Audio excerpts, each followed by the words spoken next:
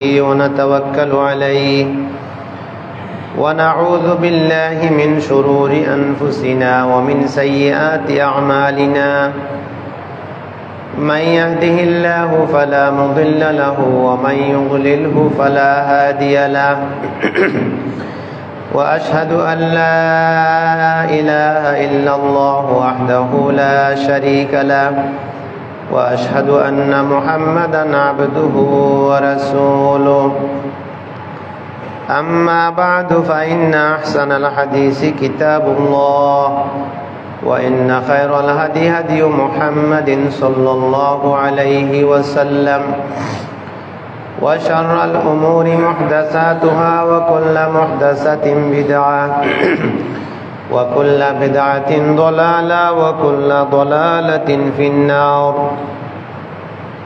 أعوذ بالله من الشيطان الرجيم. بسم الله الرحمن الرحيم.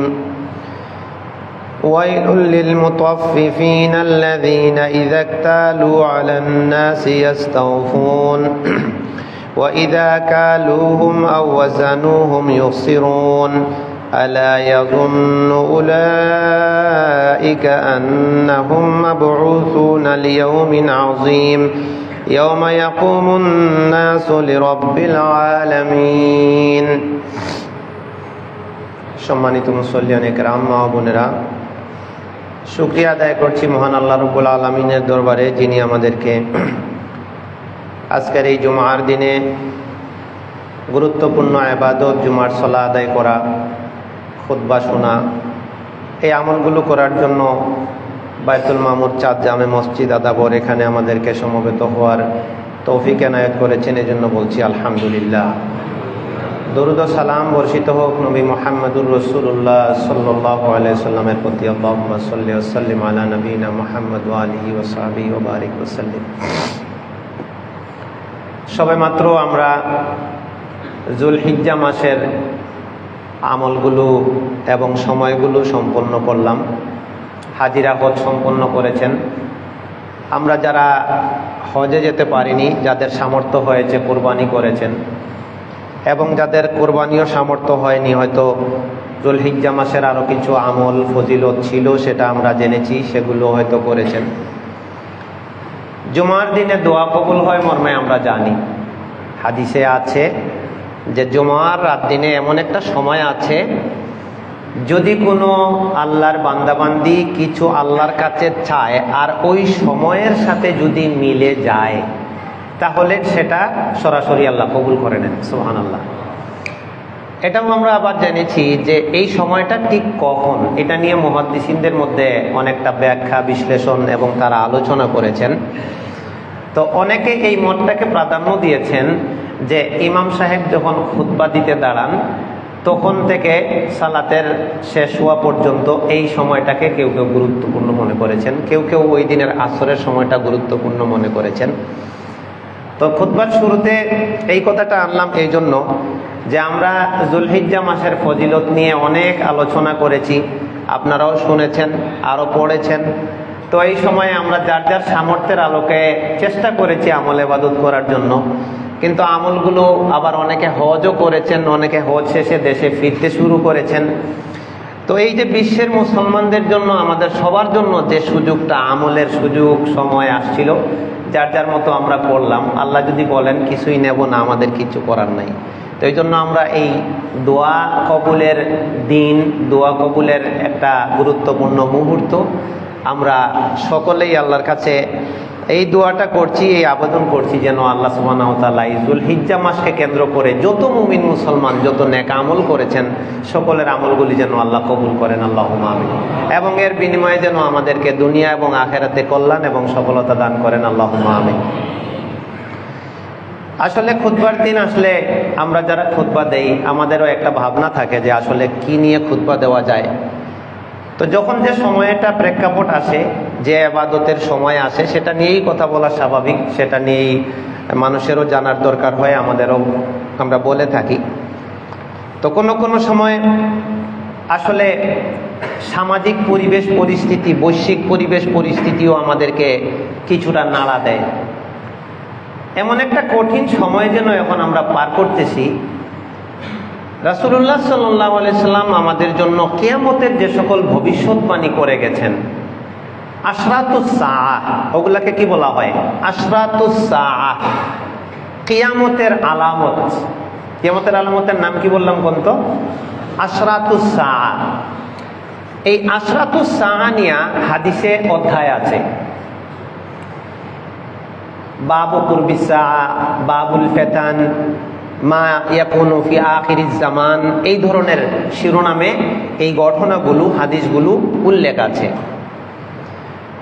তো কিয়ামত পূর্ববর্তী সময়ে কি ঘটবে এ মর্মে রাসূলুল্লাহ সাল্লাল্লাহু আলাইহি ওয়াসাল্লাম আমাদের সামনে যে কথাগুলো বলে গেছেন, এই কথাগুলো দুইটা ভাগ করা হয়েছে। কিয়ামতের আলামতে কিয়ামতে সুগরা, আলামতে কিয়ামতে কুবরা। কিয়ামতের আগের আলামত ছোট ছোট কিছু আলামত, যেটা মূল আলামত সংগঠিত হওয়ার আগে ঘটতে থাকবে। আর কিছু 10টা আলামত তিনি বলে গেছেন যে এগুলা যখন ঘটবে তখন আর দুনিয়া থাকবে না, শেষ হয়ে যাবে।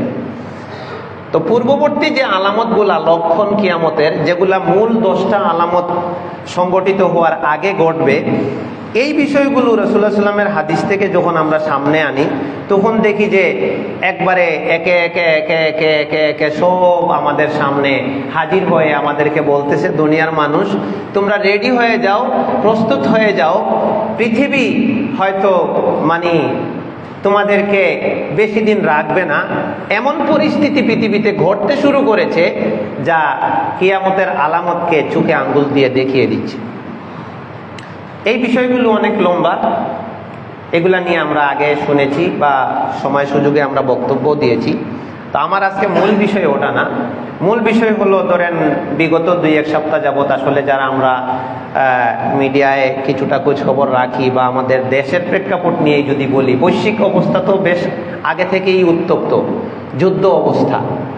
একটা দেশে আরেকটা দেশে যদি মারামারি চলে, তাইলে ওই মারামারির প্রভাবটা ওই দেশে সীমাবদ্ধ থাকে না। কারণ পৃথিবীটা, তার প্রত্যেকটা দেশে অর্থনীতি, সামাজিক ব্যবস্থা, যোগাযোগ ব্যবস্থা, সব কিছুর একটা চেইন থাকে। তো একটা জায়গায় যদি সমস্যা দেখা দেয়, এই সমস্যার প্রভাবটা কম বেশি বিভিন্ন জায়গায় ছড়ায়া যায়। একটা দেশে যদি যুদ্ধ হয়, এখানে যদি ফ্লাইট ব্যবস্থা বন্ধ হয়ে যায়, তাহলে ওই দেশ থেকে ফ্লাইট উড়লো না, কিন্তু অনেক মানুষ অন্যান্য দেশ থেকে তো ওই দেশে গিয়ে ফ্লাইটে নাইমা তার কাজ ছাড়তো, তাহলে ওই দেশ থেকেও লোকটা আসতে পারলো না। এরপরে যাই হোক, একটা নির্বাচন গেল, আমরা মনে করছিলাম যে হয়তো একটু শান্তি আসবে দেশে, কিন্তু যা দেখি এগুলা দেখে একেবারে ভারাক্রান্ত।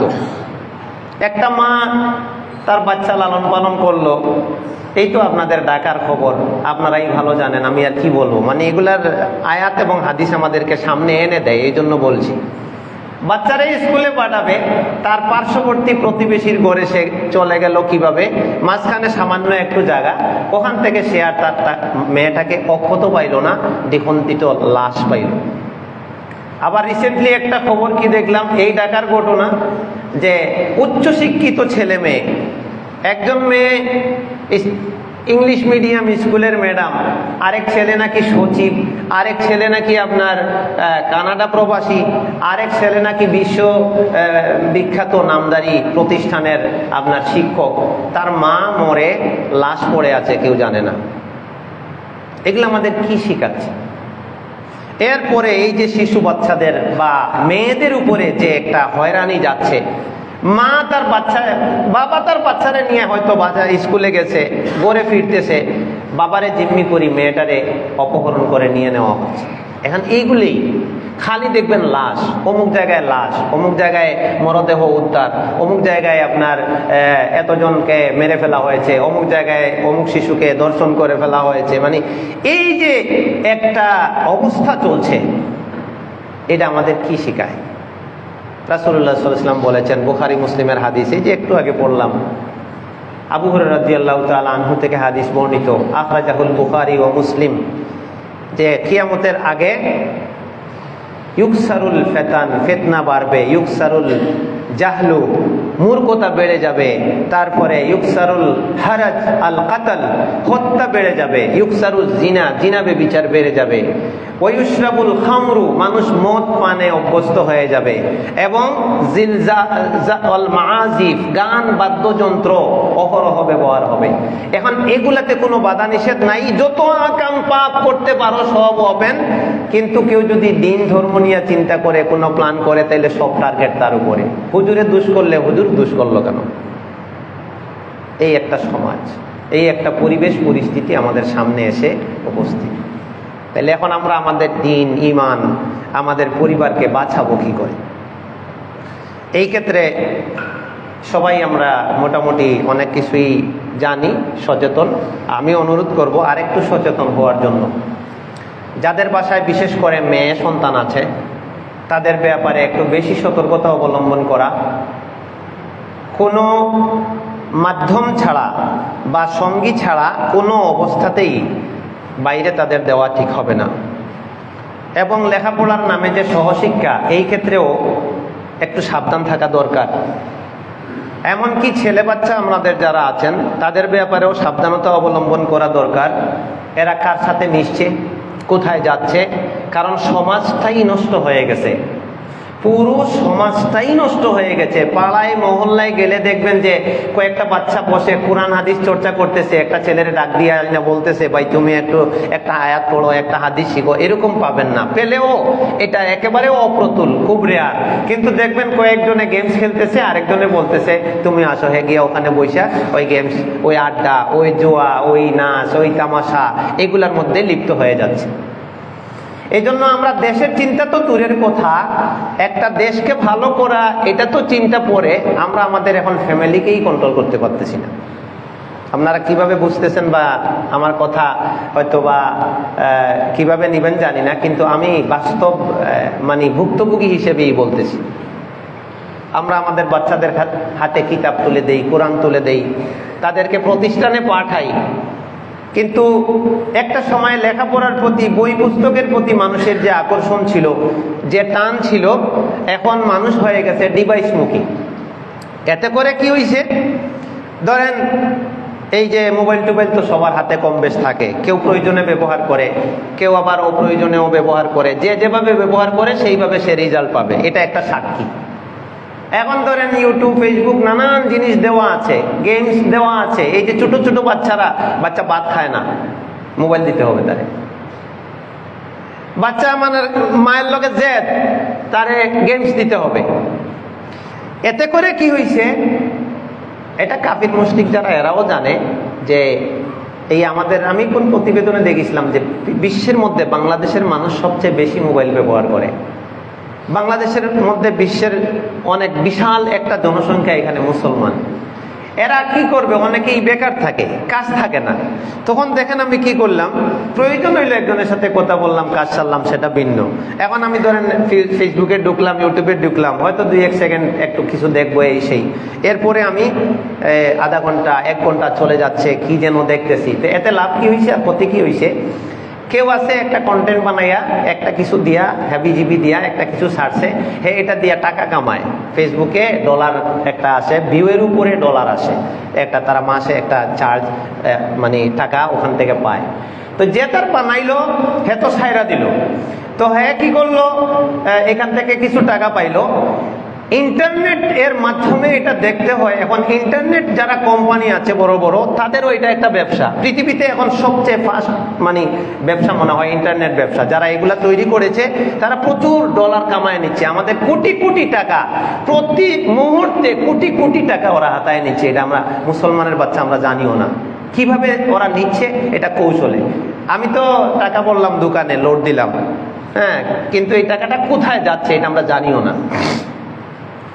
এখন কি হইল, যারা এগুলো আবিষ্কার করছে, মোবাইল কোম্পানি মোবাইল বিক্রি করে ব্যবসা করে ফেলছে। যে কন্টেন্ট বানাইছে তার ব্যবসাও হেপায়া যাচ্ছে। যারা ইন্টারনেট এগুলো আবিষ্কার করছে, তার ব্যবসাও হয়ে যাচ্ছে। আমার কি ব্যবসা হয়েছে? 1 নাম্বার, আমার জীবনের মূল্যবান সময়টা নষ্ট হয়েছে। 2 নম্বর, আমার লাভ হইছে আমার কষ্টার্জিত টাকা, যেটা দিয়ে আমি অন্য কোনো ভালো কাজ করতে পারতাম, নেকির কাজ করতে পারতাম, সেটা ইন্টারনেটে খরচ কইরা এই সেই দেখে আমি সেটা খরচ করলাম। 3 নম্বর যেটা হলো, আমি এমন কিছু দেখলাম যেটা দেখে আমার লাভের জায়গায় লস হলো, পাপ হলো, মাথা জ্যাম হলো, অথবা আমি এটা এই সময়টাতে একটা তিলাওয়াত করতে পারতাম, কোরআন শিখতে পারতাম, এটা না শিখে অন্য কিছু করলাম। এইভাবে যদি আমি বলতে যাই শেষ নাই। এগুলা দেখে ছোট বাচ্চারাও প্রভাবিত হয়। এইভাবে দেখে দেখে সমাজটা যেন কেমন জানি। এখন আগে মানুষ কি করতো, এই অবসর সময় পাইলে বই পড়তো। এখন লাইব্রেরিগুলো অকেজ, বিভিন্ন জায়গায় পাঠাগার থাকে না, এখন আর লাইব্রেরিতে কেউ বই ধরে না। আমরাও যে বই, আমি ধরেন আপনারা জানেন সবাই, কাছাকাছি বই লিখেছি। তো আগে দেখা গেছে যে বিভিন্ন জায়গায় মসজিদে বইটই নিয়ে যেতাম, আলহামদুলিল্লাহ মানুষ প্রচুর বই নিত, বা এমনিও বই প্রচুরই হইতো। এখন এগুলো কমে যাচ্ছে, মানুষ এখন আর বই পুস্তক পড়ে জ্ঞান অর্জন করতে রাজি না। এই এমনি হিবিজিবি, এমনি এটা দেখা ওটা দেখা, এমনি এমনি এইভাবে আমাদের মূল্যবান হায়াত ফুরিয়ে যাচ্ছে, মৃত্যুর দিকে আমরা চলে যাচ্ছি। তো এখন যেটা দাঁড়াইছে সেটা হলো, এগুলা একটা মহামারী আকার। এটা আমার একটা খুতবাইতে অনেক কিছু হয়ে যাবে। আমরা আমাদের পরিবারটাই সামলাইতে পারতেছি না, অনেকে আমরা নিজেকে সামাল দিতে পারতেছি না। এখন আমি আর যাবো কার কাছে? একটা ছোট্ট ঘটনা, এই গত জুমায়, ঈদের পরের দিনের যে জুমাটা গেল, আমি সিরাজগঞ্জ গেছিলাম খুতবা দিতে। এটা বানানো হইলে বলতাম না, হয় কোরআন হাদিসের কথা, নাইলে নিজের যেটা নিজের সাথে গড়ছে বা চাক্ষুষ ওইটা, এর বাইরে না। তো ওখানে একজন লোক আছেন, তিনি ওই মসজিদের দায়িত্বশীল এবং আমাদের সাথে যোগাযোগ করেন, ভালো সম্পর্ক, দাওয়াতি কাজ করার চেষ্টা করেন। ওনার নিজের ঘটনা বলতেছে। উনি ভালো নামাজি মানুষ, ফজর পর্যন্ত মিস হতো না। এরপরে উনি বলতেছেন যে হঠাৎ করে গত কয়েক মাস এই রাত্রি জাগরণ শুরু হয়ে গেল, ফেসবুক টেসবুক খবর টবর দেখা রাত্রে 12টা 1টা বাজে যাইতো। আগে ঘুমায়া পড়তেন, এখন দেরি হয়ে যায়। তো বলতেছে মাস 2-3 হয়ে গেল, ফজরের জামাতটা আর জামাত হচ্ছে না, ছুটে যাচ্ছে। এগুলা নিয়ে কথা। অথচ উনি একজন পাক্কা মানে নামাজি মানুষ, আমলি মানুষ, তেলাওয়াতগুলো ছুটে যাচ্ছে। তো বললাম যে ভাই, উপায় নাই। তো আমার সাথে কথা বলার আগেই উনি ওই ফেসবুকের ফটোটাই লগ আউট করে দিছেন আর কি, মানে ওই ডিভাইসটাই আউট করে দিছেন নিজেরে বাঁচাবার জন্য। দেখেন একটা ভালো মানুষ কিভাবে কি থেকে কি হয়ে যাচ্ছে। তো যাই হোক, ওইদিকে আর না বাড়ি। এখন কথা হলো, বলছিলাম যেটা, যে সময় খুব কঠিন। আমি আমাকে নিয়েই চিন্তা করি। ওইভাবে যদি আমরা প্রত্যেকের চিন্তা করি এবং প্রত্যেকের ফ্যামিলি নিয়েই চিন্তা করি, তাইলে দেখা যাবে আমরা প্রমোশনের জায়গায়, দিনমুখী, আখেরাতমুখী, আল্লাহমুখী হওয়ার প্রমোশনের জায়গায় আমরা আছি ডিমোশনে। আমি হয়তো দেখবেন সবাই একটু হিসাব মিলাবেন, আগে হয়তো আমার তাহাজ্জুদ হতো বিগত বেশ কিছুদিন যাবৎ, অনেক দিন থেকে ওইভাবে আর হচ্ছে না। আমার আগে নিয়মিত হয়তো তিলাওয়াত ছিল, আমি এখন হয়তো ছেড়ে দিছি বা ভুলে যাচ্ছি। জামাত আগের চেয়ে জামাতে শরীক হওয়া আমার কমে যাচ্ছে। আগে হয়তো আগরাতে শোয়ার অভ্যাস ছিল, এখন দেরি হয়ে যাচ্ছে।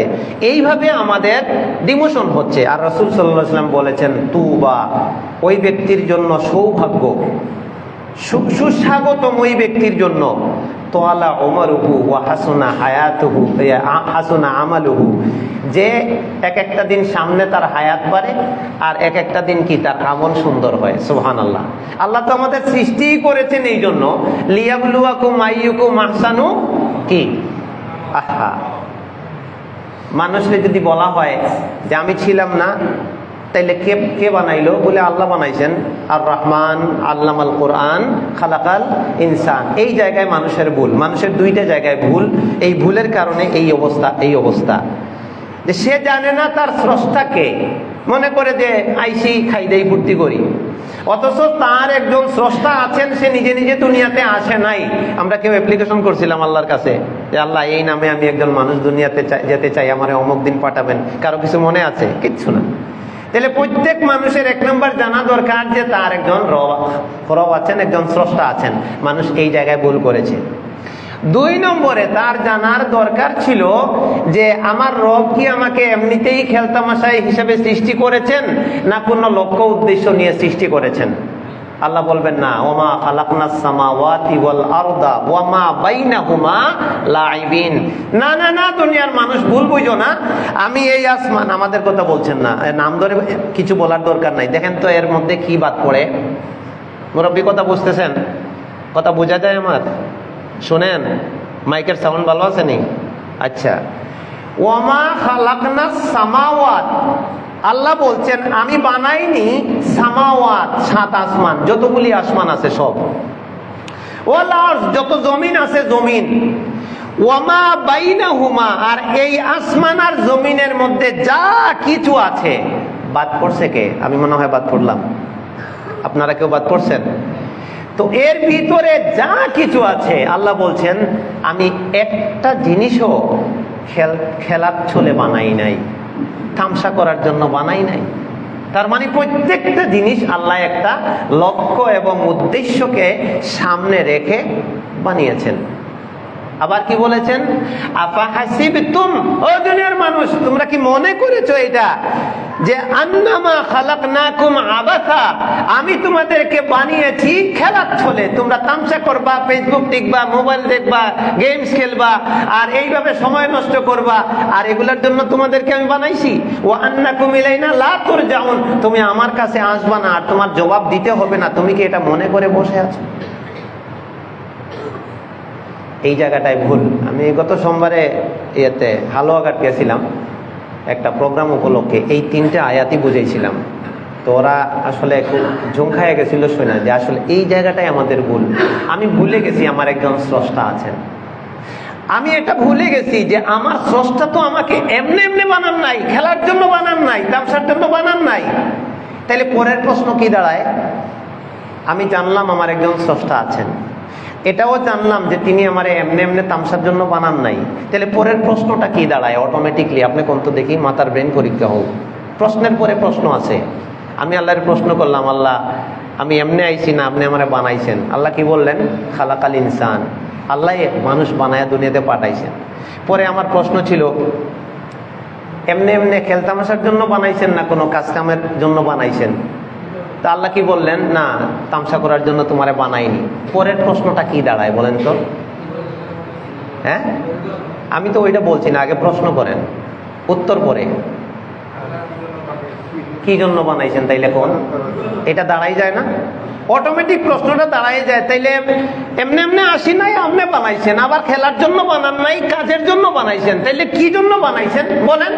এই জিনিসটা যদি মানুষ কোরআন থেকে নিয়ে নিত, আর এই টার্গেটটা যে আল্লাহ আমার আল্লাহ, যিনি আমার রব, যিনি আমার স্রষ্টা, তিনি আমারে এই কয়টা কাজের জন্য বানাইছেন, এইটা সামনে তার রুটিন যদি কাজের রাখতো, এই পৃথিবীটা আর এই শিশু বাচ্চা, তার মা এটা এক রুম থেকে আরেক রুমে গেছে আর সে খুঁজতেছে মেয়েরে, আর তার লাশ পাবে, এই দুনিয়া আর থাকতো না, এটা অন্য জিনিস হইতো। এখানে অনেক কথা আছে, সংক্ষেপে মনে রাখবেন, এগুলো আমরা আগে বলেছি, আমি রিভিশন দিয়ে স্মরণ করায় দিচ্ছি। খুতবা, বয়ান, ইসলামী জ্ঞান সব সময় নতুন কিছু শিখতে হবে, এটা জরুরি নয়। অনেক সময় আমরা নতুন শিখব, অনেক সময় জানা জিনিস ভুলে যাই, সেটা আবার জানবো। অনেক সময় জানা জিনিস আবার জানার মাধ্যমে রিভিশন দেওয়া হয়, তিনটাতেই লাভ। সুবহানাল্লাহ। জানি না, জানলাম, জানতাম, ভুলে গেছি, আবার জানলাম, জানি, আবার নতুন করে রিভিশন দিলাম, তিনটাতেই লাভ। বলবেন এগুলা কেমনে? প্রত্যেকটা, সবসময় তো আর আয়াত বলা যায় না। ওয়াযাক্কির ফাইন্নাদ যিকরা তানফাউল মুমিনিন, হে নবী তুমি স্মরণ করায় দাও, কারণ স্মরণ করানোর মধ্যে মুমিনদের উপকারিতা আছে। ওয়াযাক্কির ফাযাক্কির ইন্নামা আনতা কি মুযাক্কির।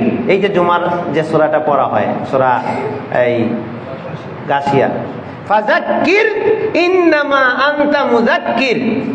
যাক্কির মানে স্মরণ করায় দেন, তার মানে আগে জানতো, ভুলে যাচ্ছে, আবার স্মরণ করায় দেন, এটারে বলা হয় তাজকিরা। আর যদি বলা হয় নতুন করে জানান, তখন আয়াত কি হইতো? দেখি একজন বলেন তো, নতুন করে জানতো না, জানান, তখন আয়াতটা কি হইতো? আরবি জানেন না কেউ? তখন আয়াতটা হইতো ফাআল্লিম ফাইন্নামা আনতা মুআল্লিম। সুবহানাল্লাহ। তুমি নতুন করে শিখাও মানুষে, কারণ তোমারে আমি শিক্ষক বানাইয়া পাঠাইছি। কিন্তু আয়াতটা এরকম না, যাক্কির ফাইন্নামা আনতা মুযাক্কির। অনেক কিছু মানুষ জানতো আবার ভুলে যাচ্ছে, আবার মনে করায় দাও। আমি বারবার হয়তো বলেছিলাম, কিন্তু হয়তো মনে নাই। আমি 3টা আয়াতকে সব সময় মাথায় রাখতে বলি। আমি আমার জীবনে আমি এটা এই 3টা আয়াতের সামনে রাখি, যে এই 3টা আয়াত আমাদের হচ্ছে দুনিয়ার এই জীবনের রুটিন। আল্লাহ এই কাজগুলো সামনে রেখে আমাদেরকে পরিচালনা করতে চান। সূরা জারিয়াতের 56, এই 3টে আয়াত প্রতিদিন একবার সকালে মনে করবেন। এটা নোট রাখবেন, হয়তো রেকর্ডে আছে বা খাতা কলম থাকলে নোট নিয়ে নেবেন। আমি সুন্দর করে বলছি, আর কিচ্ছু মনে না থাকলে এই 3টা কথা মনে রাখবেন, মোবাইলে নোট করে নিতে পারেন। জারিয়াত 56, সূরা মুলক 2 আর সূরা আলে ইমরান 110। বলেন তো কি বলছি? জারিয়াত 56 আয়াত, সূরা মুলকের 2 নম্বর আয়াত আর সূরা আলে ইমরানের 110। সুবহানাল্লাহ। প্রতিদিন একবার সকালে সব কাজ শুরু করার আগে এই 3টা আয়াত একবার সামনে চোখ বুলাবেন। আপনার সারা দিনের অর্ধেক দুশ্চিন্তা দূর হবে, আপনার রাস্তা ক্লিয়ার হয়ে যাবে। জারিয়াতের 56 আয়াতে আল্লাহ বলছেন, ওমা খালাকতুল জিন্না ওয়াল ইনসা ইল্লা লিয়াবুদুন। আমি জিন ইনসান বানাইছি ইবাদতের জন্য।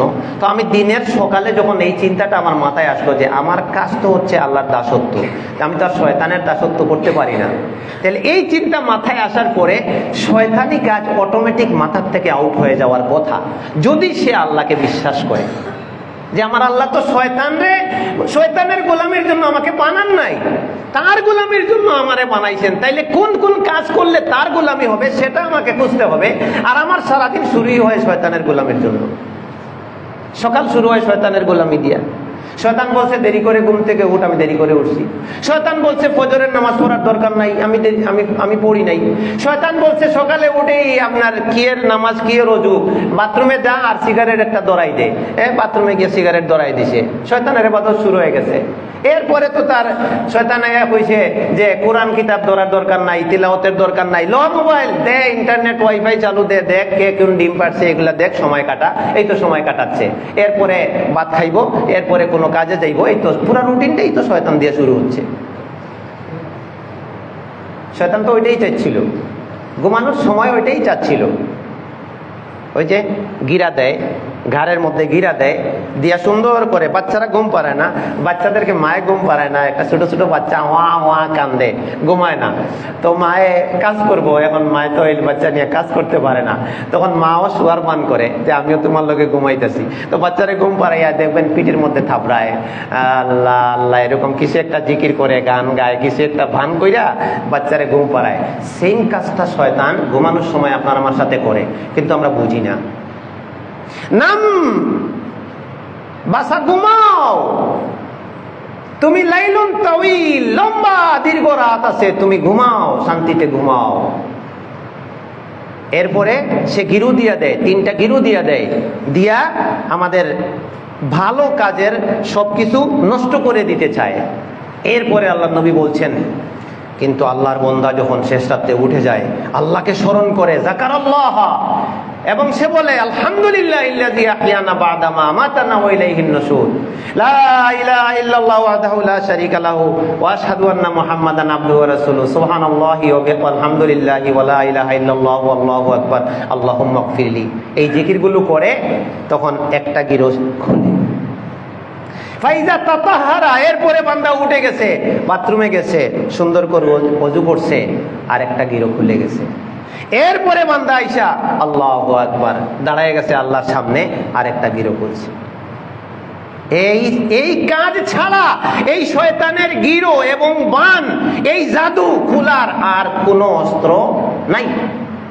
এখন যে মানুষ উঠে আল্লাহরে স্মরণ করলো না, পবিত্রতা অর্জনও ঠিক মতো করলো না, শুধু হয়তো চোখ 2টা ধুইছে, ওযু করে নাই, সালাতেও দাঁড়াইলো না, কাজ কাম শুরু করে দিল, সে কোন ধরনের মন নিয়া সারা দিন কাটায়? হাদিসের শব্দটা এত বড় হাউজের মধ্যে একজন বলেন তো দেখি।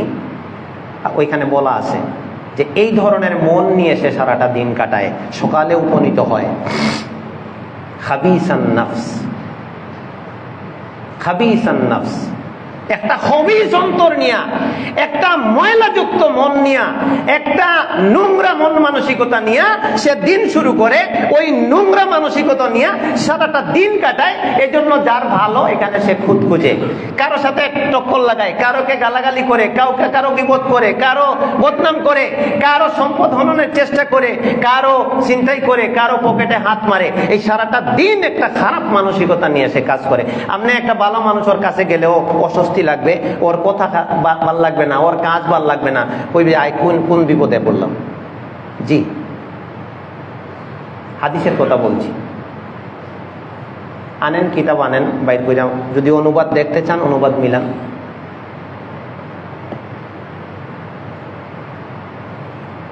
তো 1 নাম্বার, আমি একটা সূরা বাইর করছিলাম, একটু পরে যাচ্ছি, এটাও দরকারি কথা। যে আমি এমনি আসি, আমি দুনিয়াতে ছিলাম না, আমি নিজের ইচ্ছায়ও আসি নাই। কে পাঠাইছে? আল্লাহ বানাইয়া পাঠাইছেন। সারাদিন খেলবো, গেমস খেলবো, মোবাইল দেখবো, এগুলোর জন্য না কোনো কাজের জন্য? কথা কম না, কোনো কাজের জন্য, খেলার জন্য নয়। তাহলে কাজ কি? তখন আমি 3টা কথা বলছিলাম, যে 3টা আয়াত প্রত্যেকদিন সকালে একবার চোখ বোলাবার জন্য। তবে অনেকে এটা মনে না রাখলেও আলহামদুলিল্লাহ এটার সাক্ষী প্রমাণ আমরা পাই। এই কথাগুলো কেউ খুব ভালোভাবে মূল্যায়ন করে। অনেকে এই যে খুতবা দেওয়ার পরে ওই যে লিঙ্ক দিতে বলেন, বাসায় গিয়ে আবার শোনেন। এই কথাগুলো একবার শুনলে মনে থাকে না, আবার বাসায় গিয়ে রিপিট দেন। অনেক মুসল্লি আছে বাসায় গিয়া ফ্যামিলি নিয়ে মোবাইলে বা যার যার যে ব্যবস্থা আছে স্ক্রিনের মধ্যে ফ্যামিলি নিয়ে এই কথাগুলো আবার শোনেন। কেউ কাজে লাগান। নামাজের বেনামাজির পরিণতি নিয়ে একদিন মানিকগঞ্জে খুতবা দিছিলাম। তো পরের মাসে আবার যাওয়ার পরে এক লোক এসে আমার সামনে কাঁদতেছে, ভাই আপনার এই খুতবা শুনে আমি আর জীবনে নামাজ ছাড়ি না, আর কোনোদিন নামাজ ছাড়ি নাই। এর নাম হচ্ছে ওয়াযাক্কির ফাইন্নায যিকরা তানফাউল মুমিনিন। স্মরণ করাইয়া দাও মুমিনকে, কারণ মুমিন যখন ভালোভাবে একটা জিনিস সুন্দর করে জানতে পারে, বুঝতে পারে, এটা মুমিনের উপকারে আসে, তাকে ভালোর দিকে নিয়ে যায়। সুবহানাল্লাহ। ওয়াযাক্কির ফাইন্নায যিকরা তানফাউল মুমিনিন। এই কথাগুলোর মধ্যে যদি উপকার না থাকতো তাইলে এই আয়াত কোরআনে থাকতো না। এই আয়াত আউট অফ দ্য কোরআন থাকতো। ওয়াযাক্কির ফাইন্নায যিকরা তানফাউল মুমিনিন। আপনি কইবেন যে 3টা আয়াত সবসময় মনে রাখার জন্য বলছিলাম, দেখি মনে আছে কিনা। কার মনে আছে? আপনি এখন তো ওই আয়াতগুলো কোথায় কোথায়? জারিয়াতের 56, মুলকের 2, আল ইমরানের 100। যদি কারো সময় থাকে, এখনো তো কাজকাম ভালোভাবে শুরু হয় নাই, আমরা ঈদের ছুটি কাটাচ্ছি অনেকে, আবার অনেকের শুক্রবার শনিবার। এটা বাড়িতে যাইয়া ওই আয়াতগুলো কোরআনের অনুবাদ অনেকের কাছে আছে, সার্চ করলেও পাওয়া যাবেন। এক জায়গায় লিখে ফেলবেন, এক জায়গায় লিখে আপনার যে দৈনন্দিন একটা টেবিল বা বালিশ একটা কিছু তো আছে, ওইখানে রাখবেন। উপরে শিরোনাম একটা লিখে দিবেন, দেখবেন আপনি পরের দিন থেকে, অনেকের সাথে তো আমার নাম্বার আছে, এর পরের দিনগুলো দেখবেন অন্যভাবে যাবে। উপরে শিরোনাম লিখবেন যে হে আমার রব, আপনি আমাকে কেন দুনিয়াতে বানিয়ে পাঠিয়েছেন। নাম্বার 1 একটা আয়াত দিবেন, অর্থটা লিখে রাখবেন। নাম্বার 2 ওই আয়াতার অর্থটা লিখে রাখবেন। 3 ওই আয়াতার অর্থটা লিখে রাখবেন। প্রতিদিন সকালে একবার পড়েন। এক সপ্তাহ পরে মানসিক অবস্থা আমারে জানায়েন। এগুলোর সাথে আমরা নাই। এই জন্য রাসূলুল্লাহ সাল্লাল্লাহু আলাইহি ওয়াসাল্লাম বলেছেন, লা আন তাগদুয়া, তুমি সকালে উপনীত হবে, ফাতাআল্লামা আয়াতান মিনাল কুরআন, তারপরে ফজরের সালাত পড়ে একটা কোরআনের আয়াত তুমি শিক্ষা করবে, খায়রুল লাকা মিন হুমুরিন নাম, তোমার জন্য এই একটা আয়াতের জ্ঞান অর্জন করাটা পুরা একটা লাল উটনি, মানে আরবের সবচেয়ে বড় সম্পদ ছিল এটা, এটার থেকে উত্তম। আর 2টা হলে 2টা উট থেকে উত্তম, 3 আয়াত শিখলে 3টা উট থেকে উত্তম। এইভাবে এটা একটা সম্পদ, কিন্তু আমি ওটার ধারে কাছেই নাই। তো 2 নম্বরে কি? হুয়াল্লাযী খালাকাল মাউতা ওয়াল হায়াতা লিয়াবলুয়াকুম আইয়ুকুম আহসানু আমালা। এটা নিয়ে প্রত্যেকদিন একটু চিন্তা করা দরকার আমাদের। আমি এখন এই জায়গায় ঢুকছি, এত বয়ান দিয়ে লাভ নাই, কারণ আমি নিজের থেকে ভাবি যে আমি নিজেই ডিমোশনের দিকে যাচ্ছি কিনা। অনেক সময় আপনারা কিছু মনে করবেন না, শয়তান কিন্তু আমাদের সাথে আরো বেশি ওয়াসওয়াসা দেয়। কয়ে রাখলাম। কারণ যে শয়তান তারায় ওর উপরে শয়তানের খুব আরো বেশি থাকে। আমার কথা শুনে এতজন মানুষ যদি আল্লাহমুখী হয়ে যায়, কথার কথা একটা বেনামাজি হয়, তো শয়তানের রাগ বাড়তেছে না আমার উপরে, তো আমারে দিয়ে এমন কিছু করাইবো যাতে আমারে ফেসে পালাইয়া আমার এই কাজই বন্ধ করে দিতে চায়, অথবা পাপের মধ্যে জড়াইয়া আমার কথার আসর যেটা মানুষের উপরে পড়বে এটারে নষ্ট করে দিতে চায়। এই জন্য যারা দায়ী হয় এই ব্যাপারে সচেতন না থাকার কারণে অনেক দায়ী দেখছি একটা পর্যায়ে গিয়া দফাস করে পড়ে গেছে, কন্টিনিউ করতে পারে নাই। শয়তানের আসর বড় মারাত্মক, শয়তানের ছাপ বড় মারাত্মক।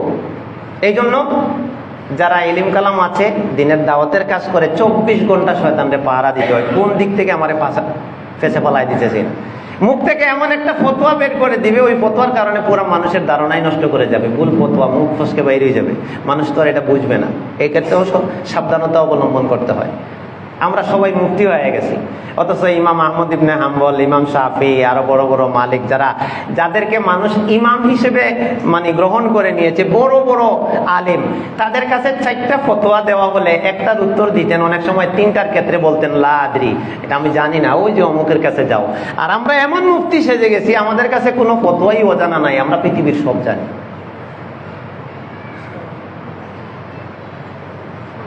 এই কথা বড় বড় আলেম, তাদের জীবনী পড়লে দেখা যায় যে অমুক আলেমের কাছে 20টা মাসালা নিয়ে যাওয়া হচ্ছে, তিনি 5টার উত্তর দিয়ে বাকিগুলা ফেরত দিচ্ছেন, দিয়ে অন্যের কাছে বলতেন যে অমুকের কাছে যাও, আমার জানা নাই এগুলো। রিস্ক নিয়ে কোনো ফতোয়াই দিতেন না। তো সূরা মুলকের 2 নম্বর আয়াতে যেখানে হুয়াল্লাযী খালাকাল মাউতা ওয়াল হায়াতা লিয়াবলুয়াকুম আইয়ুকুম আহসানু আমালা, তিনি তো সেই সত্তা যিনি হায়াত আর মউত সৃষ্টি করেছেন। লিয়াবলুয়াকুম, এটার অর্থ আপনারা কেউ কোন তো? লিয়াবলুয়াকুম, হ্যাঁ, লিআইয়াবলুয়াকুম, এটা আন একটা উজ্জ ছিল। এই আয়াতগুলি এখন পর্যন্ত অর্থসহ শিখেন নাই, তো শিখামো কি আর কর্ম কি? আর এই মধ্যে যদি ঢাকা শহরে এই অবস্থা হয়, তাহলে গ্রামের মানুষের কি অবস্থা? আমাদের এই শিক্ষার অধঃপতন, আজকাল পড়াশোনা কম। কোরআনের প্রত্যেক দিন অর্থসহ কিছু আয়াত করা দরকার। আর এই যে বাচ্চা কাচ্চা আছে না, হিবিজিবি সিলেবাস দিয়ে বড়ায় রাখছে। আমি আমার যারা মহব্বত করে আমি বলে দেই যে আপনার বাচ্চার বয়স 7, 8, 9, 10 কিচ্ছু পড়ানোর দরকার নাই। সহি কোরআন তিলাওয়াত শিখান, আর আস্তে আস্তে কোরআনের অর্থ অল্প অল্প করে শিখান, আর বাংলা ভাষাটা কিছু শব্দার্থ যাতে পড়তে পারে এটা শিখান, আর ইংরেজি শব্দার্থ শিখাইবেন প্রচুর পরিমাণ, আর আরবি শব্দার্থ আর ভাষা শিখাবেন। এই 2-3টা বাংলা, ইংরেজি, আরবি 3টা ভাষা শিখান, আর আমল শিখান, ইমান শিখান, আর অঙ্কটা কিভাবে করতে হয়, যোগ বিয়োগ তার ক্লাস অনুযায়ী শিখান। আর যে অনেক সাবজেক্ট, এগুলো আসলে ছোট বাচ্চাদের তেমন দরকার হয় না, এগুলো বড় হইলে পড়বে, অটোমেটিক হয়ে যাবে। এই জায়গায় তারা যদি ভাষার দক্ষতা যদি দিয়ে দেওয়া যায়, তার আয়াত যদি মুখস্থ করাই দেওয়া যায়, এমন একটা বই পড়াইয়া তার দিনের 2-3 ঘন্টা সময় নষ্ট করা হচ্ছে। এই বইটা তার পড়ে সে ধরেন পরিবেশ পরিচিতি বিজ্ঞান বা এই ধরনের কিছু সাবজেক্ট আছে। পরিবেশ কাকে বলে? আমাদের চারপাশ নিয়ে যা আছে এগুলা নিয়ে আমাদের পরিবেশ তৈরি হয়। ফ্যামিলি কি, যে এক ফ্যামিলির পরিবারে যারা আছে ফ্যামিলি হয় পরিবার। পরিবারে কারা থাকে? বাপ থাকে, মা থাকে, বোন থাকে। পরিবেশে কি থাকে? গাছ থাকে। গাছ কিভাবে হয়? যে একটা অঙ্কুর বীজ থেকে উঠে তারপরে পানি চুষে। আচ্ছা, এগুলা বই পড়ে ধরেন একজনে শিখলো না, এগুলা কি বড় হইলে এগুলা বোঝা যায় না? এই লাইনগুলা মুখস্থ করাইতে করাইতে ওই সময়টা তো আপনার 10টা আয়াত মুখস্থ করতে পারতো। এটা তো আল্লাহ তার ফিতরতের মধ্যে দিয়ে দিচ্ছেন। সে যখন বড় হবে, সে একজন মুসলিম, সে জানবে এই পৃথিবী আল্লাহর সৃষ্টি। সে দেখবে একটা ফল হচ্ছে, এখান থেকে বীজ হচ্ছে, এখান থেকে গাছ উঠতেছে, আল্লাহর শুকরিয়া আদায় করবে। আয়াত মুখস্থ করাবে। লিয়াবলুয়াকুম, যাতে তিনি পরীক্ষা করতে পারেন তোমাদেরকে। লিয়াবলুয়াকুম অর্থ কি? যাতে তিনি পরীক্ষা করতে পারেন তোমাদেরকে। কিসের পরীক্ষা? আইয়ুকুম, তোমাদের মধ্যে কে। আইয়ুকুম মানে কি? তোমাদের মধ্যে কে আহসানু মানে কি? অধিক উত্তম। কিসের দিক থেকে? আমালান, আমলের দিক থেকে। মানে আল্লাহ এখানে বোঝাতে চাচ্ছেন, আজকে ফ্রাইডে, আমার সকাল থেকে নিয়ে সন্ধ্যা পর্যন্ত, ঘুম থেকে ওঠা থেকে ঘুম পর্যন্ত আমার একবারে শুরু থেকে আমার নামাজ, তাহাজ্জুদ, সালাত, আমল, ইবাদত, মুআমালা সবকিছু মিলিয়ে আজকের দিনে আমি যা ভালো কাজ করব, আমার টার্গেট হবে পরের দিন যাতে এই দিনে আমার ভালো কাজগুলির পরিমাণ আরো সুন্দর হয়। এটা প্রতিদিনের রুটিন, আল্লাহর দেওয়া।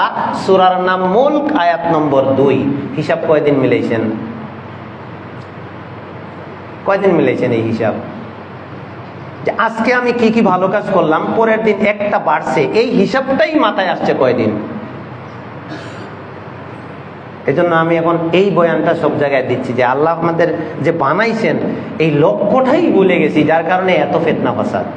এখন তো খারাপের প্রতিযোগিতা বলছে। আল্লাহ বলছেন ওয়াফি যালিকা ফালিয়াতানাফাসিল মুতানাফিসুন। এই যে জান্নাতের বিবরণ দিয়েছেন আল্লাহ, তারপরে বলছেন জান্নাত এমনি এমনি হবে না, প্রতিযোগিতা করো। কি করো? প্রতিযোগিতা করো। ভালো ঈমান, নেক আমল, ভালো কাজে প্রতিযোগিতায় লিপ্ত হও, আগে আগে দৌড়াও। আর আমরা খারাপের দিকে এখন প্রতিযোগিতায় লিপ্ত হইছি, ভালো কাজ বাদ দিয়া। তাইলে কি বুঝলেন? উত্তর দিতে হইব। আর কিছু বলার দরকার নাই, খুতবা এখানে শেষ হইলেও সমস্যা নাই। খুতবায় যদি আমি আর একটা বাক্যও না বলি সমস্যা নাই। একটা আয়াত যদি একটা খুতবায় কেউ বুঝে আর এই আয়াতের আলোকে তার জীবন সাজাইয়া সে আল্লাহমুখী হয়ে যায়, আর দরকার কি? 5 ঘন্টা বক্তব্য দিলাম সারাদিন, এইদিকে শুনলো, এইদিকে বাইরে গেল গা, মাথায়ও কিছু ঢুকলো না, তেমন কিছু বুঝলো না, একটা আয়াতের তাফসিরও শিখলো না। দরকার নাই তো এগুলার, বাউতাবাজি। এখন ডাইরেক্ট কয়ে দেয়, এগুলো আর কিছু ইয়ে করি না। ওই কিচ্ছা কাহিনী এমনে এমনে ফালতু, এগুলা দরকার নাই তো। একটা আয়াত পড়ান, একটা জুমায় কিচ্ছু দরকার নাই, 2টা আয়াতের তাফসির পেশ করেন, মানুষ আয়াতের অর্থ জানো, কারণ এটা আল্লাহর কথা, এটা এফেক্ট করবেই মানুষকে। এত এত বাইরের এমনে এমনে আলতু ফালতু কথা বলার কোনো দরকার নাই। মাসে 4টা জুমা, 4টা জুমায় যদি 4টা আয়াতের অর্থ শিখে আর মুখস্থ করে আর ওটা নিয়ে ভাবে, এক আয়াত পড়ে মানুষ মুসলমান হইয়া দিনদার হয়ে যায়, আল্লাহওয়ালা হয়ে যায়। 4টা আয়াত তো অনেক বেশি। আর এক মাসে 4 আয়াত হইলে বছরে 12 মাস, 4 12 48 আয়াত, তো অনেক কিছুই তো এত আলিম হয়ে যাচ্ছে আস্তে আস্তে। অথচ আমরা কিছুই শিখতেছি না, ধরে রাখতে পারতেছি না। দরকার নেই তো। তাইলে জারিয়াতের 56 কি বুঝলাম? সকালবেলা আমার কি ধারণা মাথায় আসবে যে আল্লাহ তো আমারে তার ইবাদতের জন্য বানাইছে, আমারে তো আমার আল্লাহ শয়তানের ইবাদতের জন্য বানান নাই। তাইলে আল্লাহর ইবাদত কিভাবে হবে? আমাকে ঘুম থেকে উঠেই আল্লাহরে স্মরণ করতে হবে, পবিত্রতা অর্জন করতে হবে, সলাতে দাঁড়াইতে হবে, একটু তিলাওয়াত করতে হবে। এই তো আপনি আল্লাহর জিম্মায় চলে গেলেন। ফজরের যখন 2 রাকাত সুন্নত হলো, এই কথাটা বলছিলাম কিনা, অনেকে আলহামদুলিল্লাহ মসজিদ পড়ে গেছেন। শুনেন, একটা পরিসংখ্যান বলি, হয়তো বলছিলাম কিনা জানি না, অন্যান্য মসজিদে বলছি, এখানে বলছি কিনা। এই পৃথিবীতে প্রত্যেকটা মানুষের একটা পার ডে ইনকাম থাকে, আমারও আছে, আপনারও আছে। ব্যবসা হোক বা ইয়ে হোক, একটু কম বেশ হইতে পারে, কিন্তু সবার একটা ইয়ে আছে। চাকরি, শুধু যারা চাকরি করে 30,000 টাকা বেতন, পার ডে কত ইনকাম করে? না বুঝেন না, অঙ্ক বুঝেন না? 1,000 টাকা ইনকাম করে। যদি 60,000 টাকা বেতন হয়, পার ডে কত ইনকাম করে? 2,000। ব্যবসা হইলে তো আর এটা ফিক্স করা যায় না, তবে তো একটা অ্যামাউন্ট থাকে, একটা লিমিট থাকে। এমন কোন একজন ব্যক্তি তো দুনিয়াতে আছে যার পার ডে সবচেয়ে বেশি ইনকাম থাকতে পারে না? তো ওই ইনকামটা তার হিসাবের ভিতরে আছে না হিসাবের বাইরে আছে? কথা বোঝেন না মনে হয়। হিসাবের ভিতরে তো আছে। ধরেন কয়েক মিলিয়ন ডলার কামাইলো, একটা হিসাবে তো আছে যে এই ব্যক্তিটা সারা পৃথিবীর যত মানুষ আছে তাদের মধ্যে সবচেয়ে বেশি ইনকাম করছে, বা একদিনে সারা পৃথিবীর মানুষ কি ইনকাম করলো তারও তো একটা হিসাব বের করা যাবে, তাই না? এবার একটা হিসাব দেই। এই যে এত কিছু করে একটা ইনকামের পরিমাণ দাঁড় করানো, রাসূলুল্লাহ সাল্লাল্লাহু আলাইহি ওয়াসাল্লাম কি বলছেন? রাকাআতাল ফাজরি, রাকাআতাল ফাজরি খায়রুম মিনাদ দুনিয়া ওয়া মা ফিহা। একজন ব্যক্তি চাই, অনুবাদ করে দিবেন, বলেন তাড়াতাড়ি বলেন, সময় নাই। রাকাআতাল ফাজরি খায়রুম মিনাদ দুনিয়া ওয়া মা ফিহা ক্বালা রাসূলুল্লাহ সাল্লাল্লাহু আলাইহি ওয়াসাল্লাম।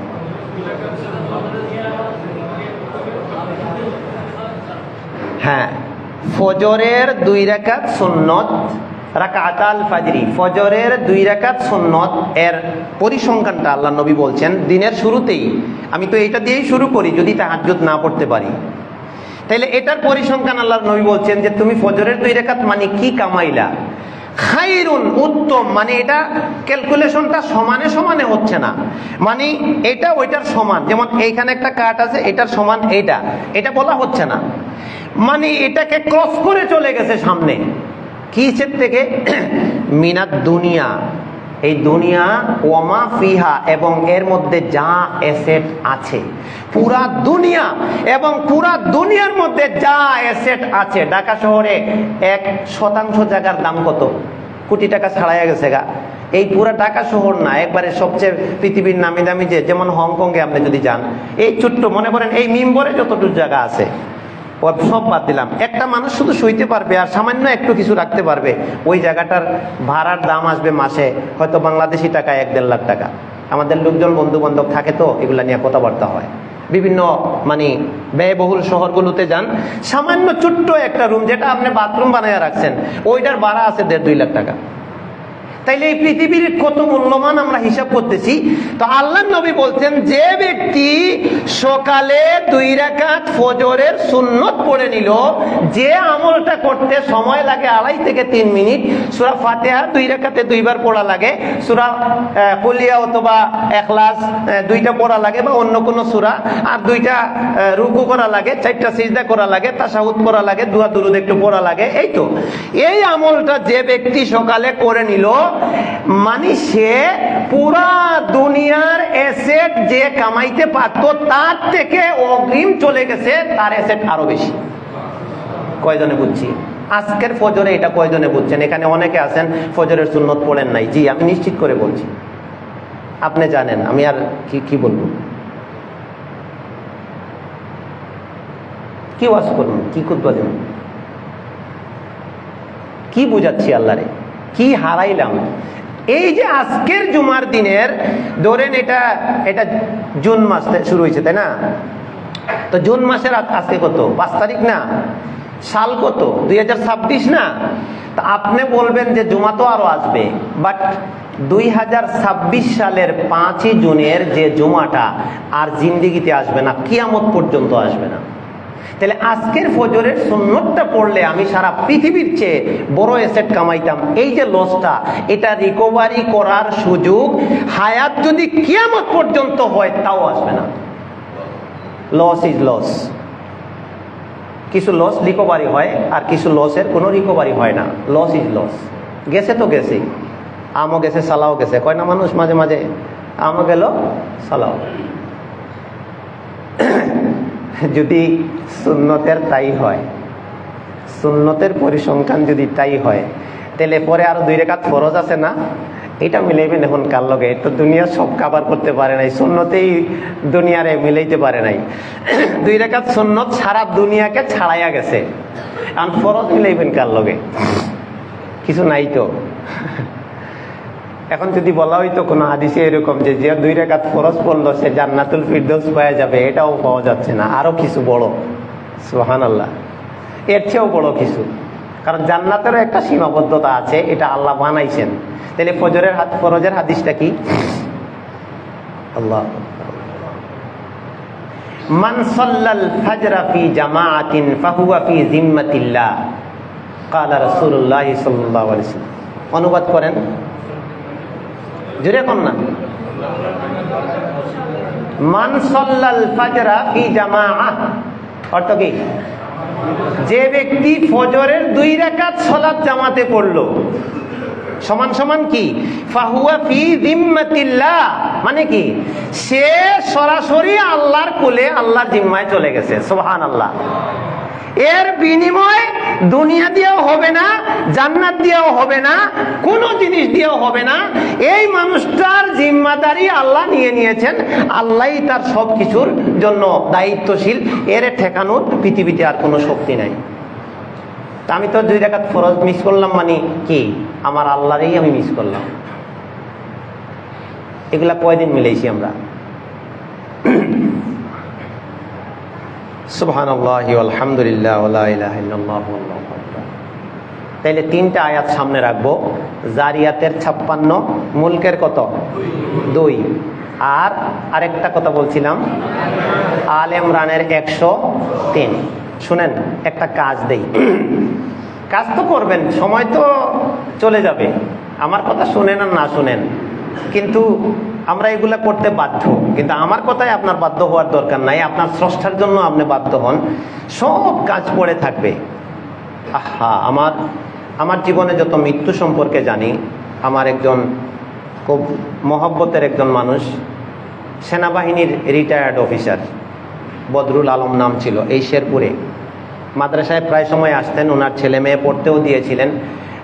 এতিম বাচ্চাদের জন্য অন্যদের থেকে টাকা এনে আমাকে প্রায় সময় 50,000 এরকম এতিম ফান্ডে দিতেন। সুস্থ মানুষ, সব কার্যক্রম স্বাভাবিকভাবে চলছে। ওনার শহরে একটা বাড়ি আছে, গ্রামে একটা বাড়ি ঘর মেরামত করতেছেন, বানাচ্ছেন, মাঝে মাঝে গেলে থাকবেন। ওইখানে বিদ্যুতের কি কাজ করতে যাইয়া উনি একটু অংশগ্রহণ করছেন, ওই সময় বিদ্যুতের শর্ট খাইয়া উনি দুনিয়া থেকে বিদায় নিছেন। সব কিছু সাজানো, ওনার স্ত্রী মানে 1 সপ্তাহ যাবৎ সেন্স মনে ফিরে পায়নি, প্রায় পাগলের মতো হয়ে গেছে। তাদের সম্পর্কটা খুব কাছাকাছি ছিল, মানে ওই আমার মাদ্রাসায় আসতে ওনার অনেক সময় স্ত্রী নিয়ে আসতেন, একসাথে খাইতেন, একসাথে কোথাও যাইতেন, মানে সম্পর্কটা, মানে আমার পরিবারের সাথে মাঝে মাঝে কথা হয়। তো উনি বলতেছিল যে আমার স্বামী মারা গেছেন, আমি তো এটা মাইনে নিতে পারতেছি না, আমি মনে করতেছি যে সে ওখানে বসা, সে হয়তো ওই খাটের কোনায় আছে। ভাই, এর নাম হচ্ছে দুনিয়া। আজকের ঘটনা, আপনারা এই নিউজ হয়তো এখনো পান নাই, পরে পাবেন। আজকের আমি জায়গাটা ভুলে গেছি, ওই যে রোজারিতে একবার ফেরিঘাট থেকে লঞ্চ ডুবে কতজন মানুষ মারা গেল না, এরকম একটা ঘটনা আজকে ঘটছে দৌলতিয়ানা, কোথায় জানি, হ্যাঁ, আজকে এরকম যাত্রীবাহী একটা বাস নিচে চলে গেছে। এই টাঙ্গাইলে 15 জন মানুষ ঈদের আগে ট্রাকের উপরে উঠছিল, বাড়ি যাবে, 15 জন মানুষ লাশ হয়ে গেছে। অথচ তাদের বউ অপেক্ষায় আছে, বউ বাচ্চা অপেক্ষায় আছে, বাড়িতে আসবে, ঈদ করবে। সে হয়তো কামাই রোজগার করে সুন্দর করে সাজায়া নিয়ে যাচ্ছে, হয়তো বাচ্চার জন্য কিছু জিনিস কিনেছে, বউয়ের জন্য কিছু জিনিস কিনেছে, মাঝখানে সে নাই, বউ বউর জায়গায়, বাচ্চা বাচ্চার জায়গায়। এটা হচ্ছে আমাদের লাইফের মানে পরিস্থিতি বুঝাচ্ছি। তো ভাই, কার জন্য সময়টা, কার জন্য দিচ্ছি, আর কিভাবে বললে আমার দায়িত্ব আদায় হবে, আর কিভাবে বললে আপনারাই বা একটু সচেতন হবেন, আমার তো আর মাথায় ধরে না।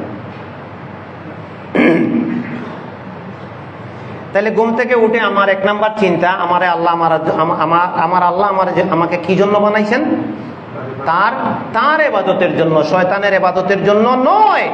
তাহলে এই চিন্তা যখন একজন মানুষ সকালে করে, তখন শয়তানি সমস্ত চিন্তা, সমস্ত কাজ তার আউট অফ ব্রেইন চলে যাবে। তার ব্রেইনে আর এটা আসবে না যে না, একটা শয়তানি কাজ সামনে আসবে, ও বলবে যে না, এটা আমার তো আল্লাহ, আমার রব তো আমাদের এটার জন্য বানান নাই। সে চিন্তা করবে মসজিদ কোথায় গেলে পাবো, একজন আলিমের সাক্ষাৎ কোথায় গেলে পাবো, কোরআন কোথায়, এই তোমাদের বাসায় কি কোরআন আছে? আগে আগে মেহমান বাসায় গেলে কোরআন খুঁজতো, তাহাজ্জুদের জন্য পানির ব্যবস্থা রাখতো, হ্যাঁ, এইগুলা। আর এখন দিনই বই পুস্তক, এখন তো ওগুলা না, একটু ঘুরবে গারবে, একটু এমনে এমনে আমোদ ফুর্তি। 2 নম্বর হলো, প্রতিদিন আমাকে এই চিন্তা করতে হবে যে আমি যে গতকালকে একটা দিন পার করলাম, একটু চোখ বন্ধ করে চোখ বোলাবেন, 2টা দিক আছে, খারাপ দিক, ভালো দিক। খারাপ কি কি কাজ করলাম, অনেক কিছু হয়ে গেছে, আল্লাহ মাফ করে দাও, আগামী দিন আর খারাপ কিচ্ছু করব না, স্টিল সিদ্ধান্ত নিলেন। আবার ভালোর দিকে চোখ বুলাইলেন, হ্যাঁ, নামাজটা তো জামাতে হয়েছে, কিন্তু সুন্নতটা তো পড়তে পারলাম না, এই সময়ে একটু মনোযোগ দিয়ে নামাজ পড়তে পারি নাই, গতকালকে তো তিলাওয়াত একটু কম হয়েছে, এইরকম ভাবে একটু চোখ বুলাইলেন, মিলাইলেন। আজকে চিন্তা করবেন যে না, আরেকটু বাড়াইয়া, আরেকটু সুন্দর করে ভালো কাজগুলি করব। এই চিন্তা যখন সকালে মাথায় আসে, দিনটাই অন্যরকম হয়ে যায়। এবার এই 2টা তো বললাম, 3 নম্বর আয়াতের কথাটা কি? সূরা আল ইমরানের 110, কুনতুম খায়রা উম্মাহ উখরিজাত লিন-নাস তা'মুরুনা বিল মা'রুফ ওয়া তানহাউনা আনিল মুনকার। অর্থক্ষণ একজন, কুনতুম খায়রা উম্মাহ মানে কি? তোমরা শ্রেষ্ঠ জাতি। আমাদেরকে আল্লাহ বলছে আমরা কোন জাতি? শ্রেষ্ঠ জাতি। কিন্তু এই শ্রেষ্ঠত্ব পরের কাজ প্রমাণ করবে। পরের কাজ করলে শ্রেষ্ঠত্ব ঠিক থাকবে, আর পরের কাজ না করলে সুম্মা রাদাদনাহু আসফালা সাফিলিন, একেবারে অতল গহ্বরে আমি শ্রেষ্ঠ জাতি হইয়া আমাকে চলে যেতে হবে। যে মানুষ সম্মানের আসনে উঠে, সম্মান রক্ষা করতে না পারলে অধপতনে চলে যায়, মানুষ থুতু মারে, দেখতে পারে না, ধিক্কার জানায়। তাহলে আল্লাহ বললেন কুনতুম খায়রা উম্মাহ, ও আমার বান্দা বান্দিরা, তোমরা শ্রেষ্ঠ উম্মত, শ্রেষ্ঠ জাতি। তোমাদেরকে আমি কেন বানাইছি জানো? উখরিজাত লিন্নাস, তোমাদেরকে আমি বের করেছি, মানে তোমাদেরকে আমি সৃষ্টি করেছি এই কারণে যে এটা লিন্নাস, মানে মানুষের উপকারের জন্য, পরের উপকার করার জন্য, অন্যের কল্যাণ সাধনের জন্য। এক কথায় তোমার মধ্যে মানব কল্যাণে কাজ করার স্পৃহা থাকতে হবে। এই মানব কল্যাণের জন্য তোমার আমি বানাইছি। আর আমি কি করি? উল্টাইয়া মানব দুশ্মন হিসাবে পরিণত হয়েছি। আল্লাহ বলছেন আমার পরিচয় হচ্ছে আমি একজন মানব কল্যাণকামী, আমি মানুষের কল্যাণ চাই। একজন বিপদে পড়লে তারে উদ্ধার করি, একজনের সম্পদ থাকলে হেফাজত করি, একজনের মেয়ে তার বাপ মা নাই, কোথা থেকে এখানে চলে আসছে, বিপদে পড়ছে, আমি তারে উদ্ধার করে তার বাপ মার কাছে পৌঁছায়া দেই। আমি একজনের সম্পদ হয়তো তালা নষ্ট, আমি এটা খুলে তার সম্পদ চুরি করতে পারি না, আমি এটা করব না, আমি তার এটা আরো হেফাজত করি। হ্যাঁ, আল্লাহ বলছেন তোমারে আমি এইগুলার জন্য আমি বানাইছি। আর আমি হইছি ছিনতাইকারী, আমি হইছি চোর, আমি হইছি বাটপার, আমি হইছি আরেকজনের কেমনে সারাদিন বাঁক দেওয়া যায় এই চিন্তা, আরেকজনের গীবত নিয়ে সারাদিন ব্যস্ত। কিছু মানুষ আছে কাজই এটা, কারে ঠকাবে, কারে মারবে, কারে খাবে, ওদের নিজস্ব কোনো কাজ কাম নাই। কার পকেটে কেমনে ছুরি লাগাবে ওই চিন্তা। একটু সাবধানে থাকেন। অভিনব পদ্ধতিতে আপনার বিকাশ থেকে টাকা চলে যাবে, আপনার ব্যাংক অ্যাকাউন্ট পর্যন্ত হ্যাক হয়ে যাবে। অভিনব পদ্ধতি আবিষ্কার করেছে। আপনার পকেট থেকে, আমরা আগে জানতাম ছুরি দিয়া কাইটা পকেট থেকে কিছু নিয়ে যেত, কিছু একটা সঙ্গাইয়া দিত অজ্ঞান করার জন্য। আরো অভিনব টেকনিক ওরা আবিষ্কার করেছে। ও জাস্ট আপনার নাকে কিছু ধরা লাগবে না, সাইড দিয়ে কিছু নিবে, হয়তো আপনি অজ্ঞান, আর পকেট এখন কাটা লাগে না। আমার ঘটনা ঘটছে, আমার পাঞ্জাবির পকেটে একদিন মানে দেখি ছিদ্র, তখন আমার কিছু হারায় নাই, কিছু পড়েও নাই, কিন্তু ঘটনা হয়তো গোটাইছিল, মোবাইল টোবাইল তো থাকে নেওয়ার জন্য, মানে একটা কিছু ছোঁয়া দেয়, ওই ছোঁয়ানোর সাথে সাথে দেখবেন ওই জায়গাটা একদম পচে গেছে, কাটে না। মানে এখানে আর কোনো ওই স্ট্রেঞ্জ, যে কাপড়ের যে একটা সুতার স্ট্রেঞ্জ আছে না, এটা নষ্ট হয়ে যায়। পকেটে কিছু থাকলে অটোমেটিক পরে যায়। কি একটা জিনিস এটা আবিষ্কার করছে, এটা ছোঁয়াই দিলেই ওই কাপড় ওইটুকু মানে কাটার মতো আলাদা দ্বিখণ্ডিত হয়ে যায়। আমি একদিন পরে ছিদ্র, নতুন পাঞ্জাবি, এটা আমার একজন মালয়েশিয়া থেকে এনে গিফট করেছিলেন আমার এক ছাত্রীর মা। তো এটা আমি একটু মহব্বত করে পরি, সফট কাপড়। পরে দেখি পকেটের নিচ দিয়ে ছিঁড়া, তো কইলাম যে এটা কাটলো কে বা কি আসে বিষয়, মানে ছিঁড়ে গেছে। তো দেখি যতটুকুতে লাগছে মেডিসিনটা অতটুকু ছিঁড়ছে, বাকিটা শক্ত, ছিঁড়ে না।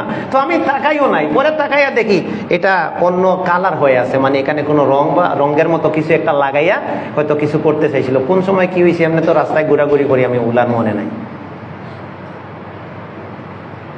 অনেক সাবধান থাকবে। ট্রেনের যে স্টেশনগুলো আছে বা বাসের যে স্টেশনগুলো আছে, একবারে সাবধান থাকবেন, কারণ এখানে কয়েক জুড়ি থাকে। আপনার একজনের নিয়েই আপনার জিনিসটা আরেকজনের হাতে দিয়ে দিব, আপনি ওরে দুষবেন, দেখেন নাই, ও কিন্তু তার বন্ধুরে দিয়ে দিছে, ও চলে গেছে। সাথে কাছে পুলিশের কাছে যাইবেন, পুলিশ আপনার কোনো হেল্প করবে না, ও বলবে যে এগুলা জানি না, হ্যান তেন। হেল্প করলে ঘুরাইয়া পেঁচাইয়া শেষে ওই দিন শেষে ওই পুলিশও ওইটার একটা ভাগ পায়। আর কি কম, এই সমাজটাতে আমরা এখন বসবাস করি। আল্লাহুম্মা হফাজনা মিন বালাইদ দুনিয়া ওয়া আযাবিল আখিরাহ। আল্লাহু আকবার। তো সূরা আল ইমরানের 110 নিয়ে কথা হচ্ছে, তাই না? সময় খুব কম, একটু মনোযোগ, টাইম শেষ করতে হবে।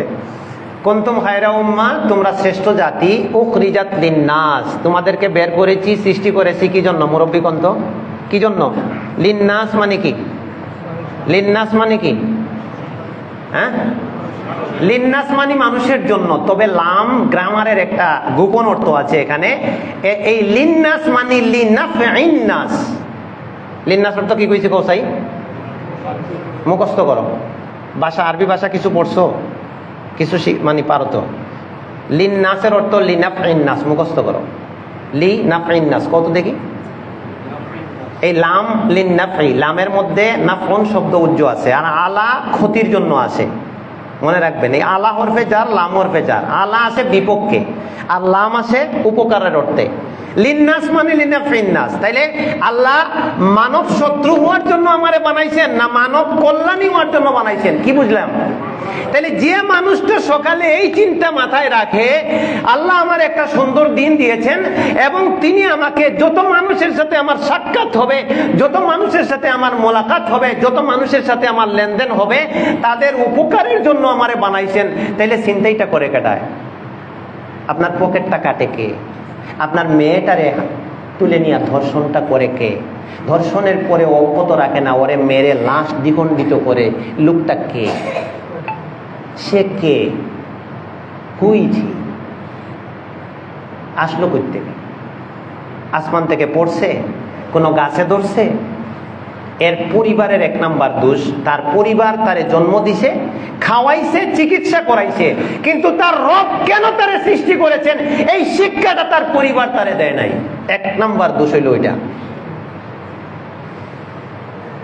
মায় বুয়েটের শিক্ষক বানাইতে পারছে, সচিব বানাইতে পারছে, কানাডা প্রবাসী বানাইতে পারছে, কিন্তু মার এটা শুধু ছেলেদের দোষ না। যে মাটা মারা যাওয়ার পরে 7 দিন পরে আছে, লাশ পোকায় খাচ্ছে, বাপ মা ছেলে মেয়ের কোনো খোঁজ খবর নাই, এই দোষ মায়েরও ভাগ আছে।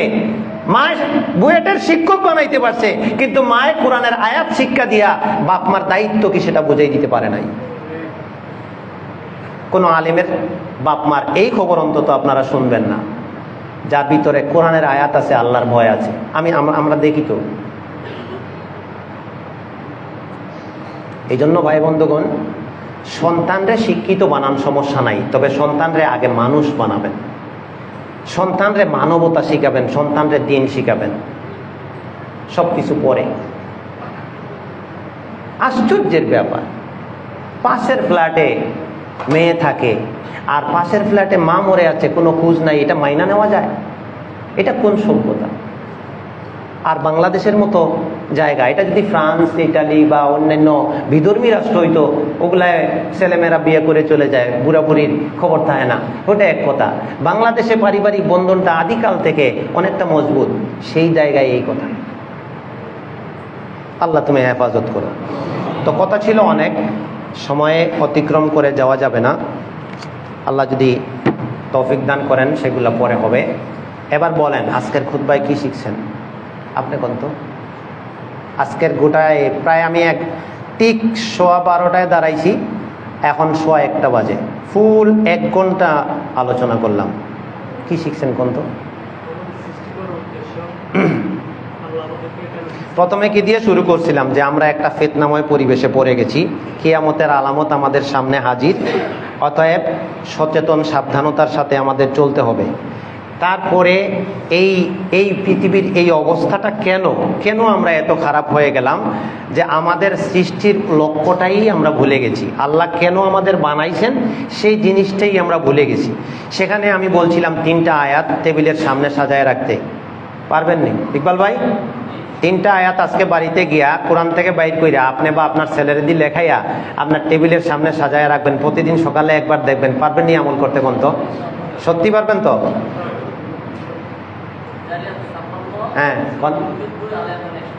হ্যাঁ, জারিয়াতের 56, মুলকের 2, আল ইমরানের 110।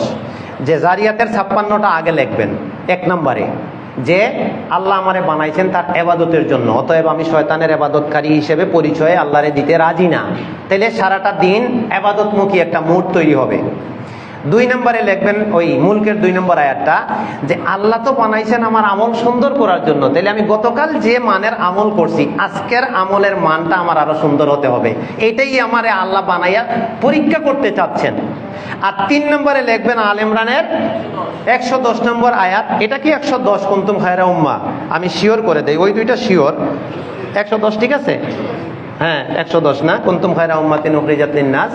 এটা লিখবেন 3 নম্বরে, যে আল্লাহ আমারে শ্রেষ্ঠ জাতি হিসেবে পরিচয় দিচ্ছেন, আর আমার কাজ হচ্ছে মানুষের কল্যাণে কাজ করা, সৎ কাজের আদেশ করা, অসৎ কাজের নিষেধ করা। অতএব একটা মুড তৈরি হয়ে যাবে যে আজকের দিনে অন্তত আমি কারো উপকার পারলে না পারলে না করতে পারি, কিন্তু আমার দ্বারা কারো কোনো ক্ষতি করা সম্ভব না। এই চিন্তা যদি প্রত্যেকদিন সকালে একটা মানুষ মাথায় নিয়ে নেয়, তো আর তার কি লাগে? আল্লাহ হেফাজত করুন। সুবহানাকাল্লাহুম্মা ওয়া বিহামদিকা আশহাদু আল্লা ইলাহা ইল্লা আনতা আস্তাগফিরুকা ওয়া আতুবু ইলাইক।